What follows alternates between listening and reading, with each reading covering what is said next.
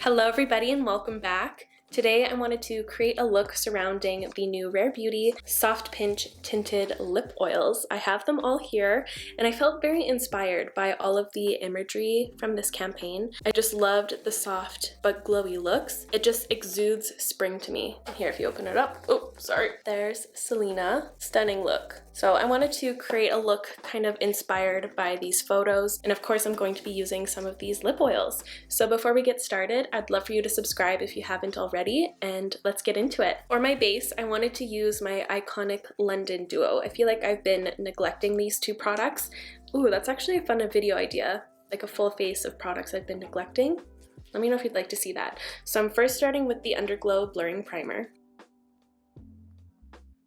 I missed this texture. It's only been like a week since I've used this, but I just love this combo so much. And once it's on, I like to let it set down for about a minute so it really blurs. And next up, I'm going to be using the iconic London Super Smoother Blurring Skin Tint in the shade Warm Fair. I forgot to dampen a beauty blender, but it worked out because now my primer is set. I love this skin tint because it is adjustable. You can build it up quite a bit so it looks like an actual foundation too.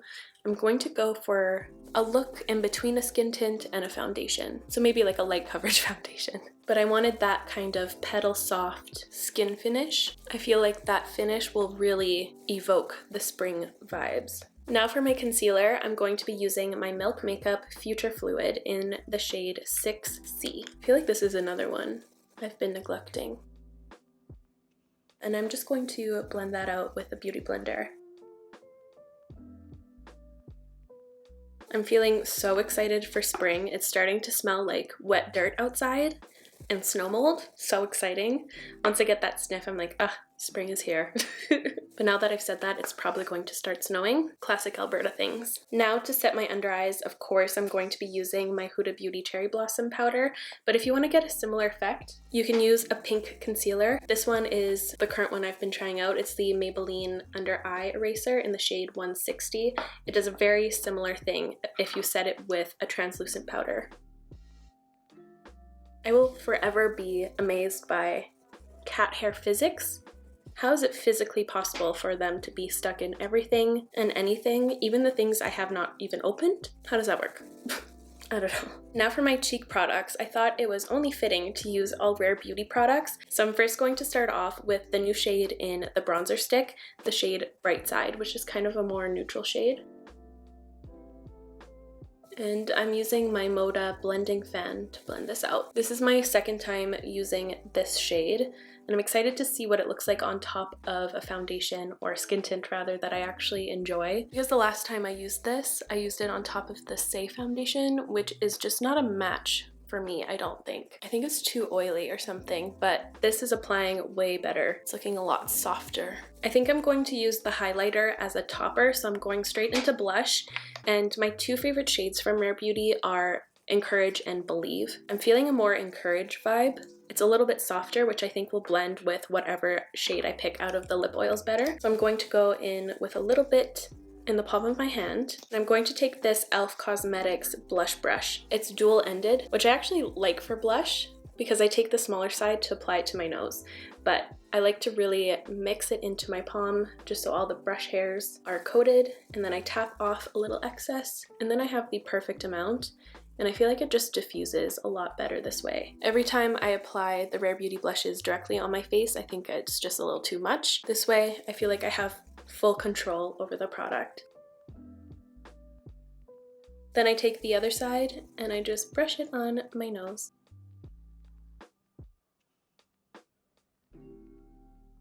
Cute! It's coming together! And this just surrounded by the flowers. So spring. I think I want to use the shade Mesmerize since it has kind of a pinkier base, but Exhilarate might actually be better, just in case if I want to use some bronzier tones on my eyes. What do I do? Why not both? That just clued in. I'm going to mix both. So I'll tap one time in Mesmerize and the other Exhilarate, and then I'll just start painting it on. Ooh, that's so nice. It neutralized the gold and the pink tones. I like that. I'm now going to take my powder puff again with the shade Pound Cake from Huda Beauty to set the center of my skin. Oh, I just like inhaled when I did that, and I just completely inhaled all that powder. That was not good. I just have been so in love with this powder. It's so blurring and mattifying, and it just lasts all day on my oilier skin, especially if I apply it with a powder poof. And if I lock it in with the Milk Makeup matte, what is this even called again? The matte setting spray. Incredible. It's cool because if you spray your skin after it's been set, it still looks set afterwards. It doesn't look like it was ever dampened or anything. It's really interesting. I've never come across a matte setting spray that actually leaves your skin looking completely matte.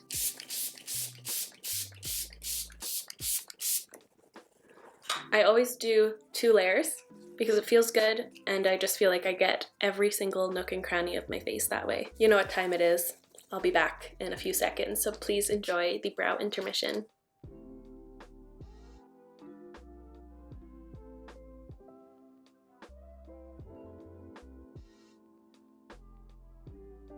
So now that that's on, I pulled a few things for eyes that felt kind of spring. I felt like this was fitting, the Tartelette in Bloom palette, although I feel like a lot of the shades in here are quite muted and dusty. I was just thinking more so this shade right here and maybe a little bit of this one.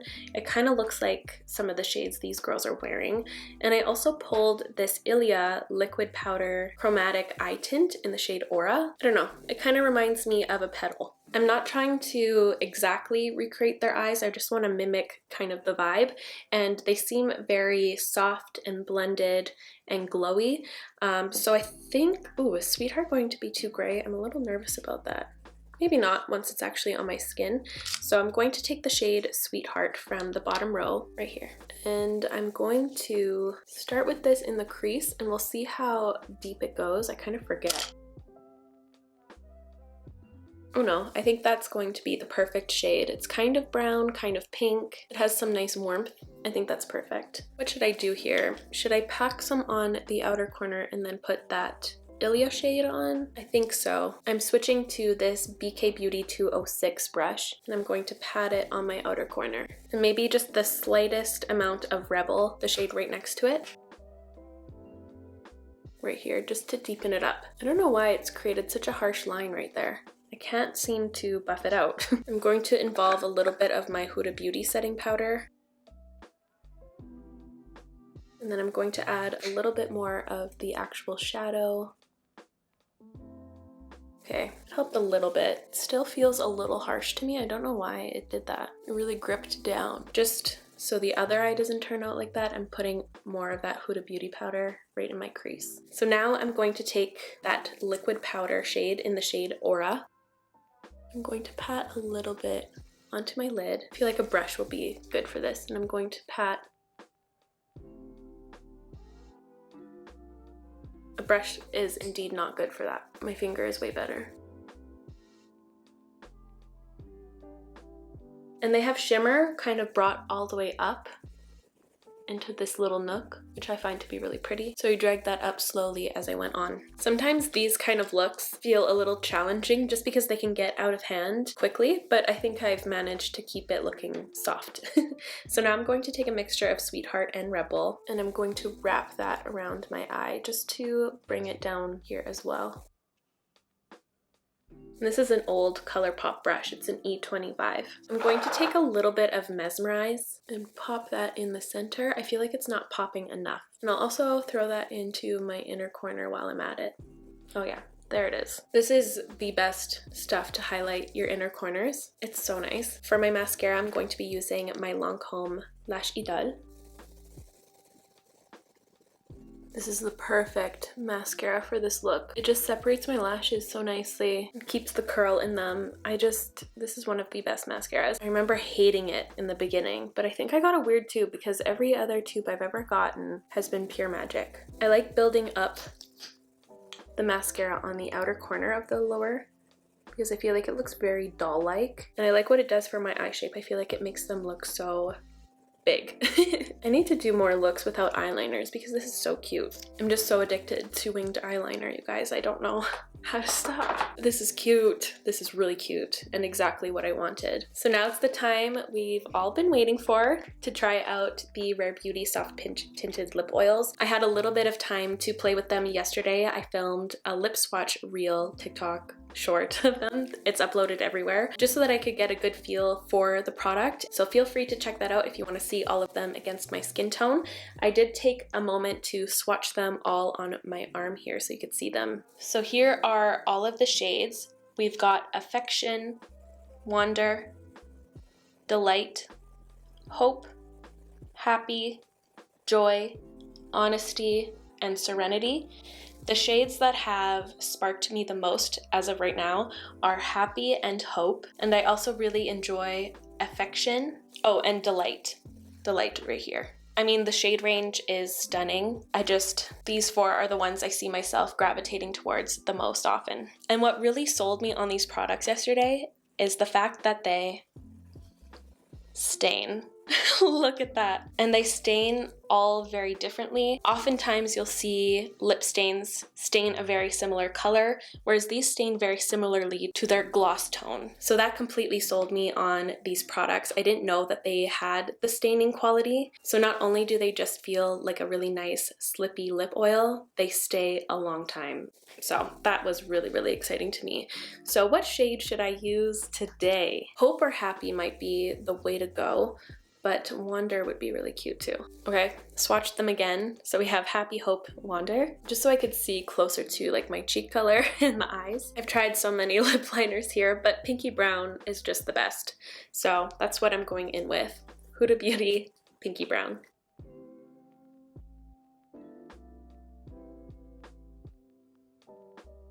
Let's see. So that's a little swatch of Happy, and this is Hope. Hope is so much better for this look. Sorry for my indecisiveness. I'm just so excited.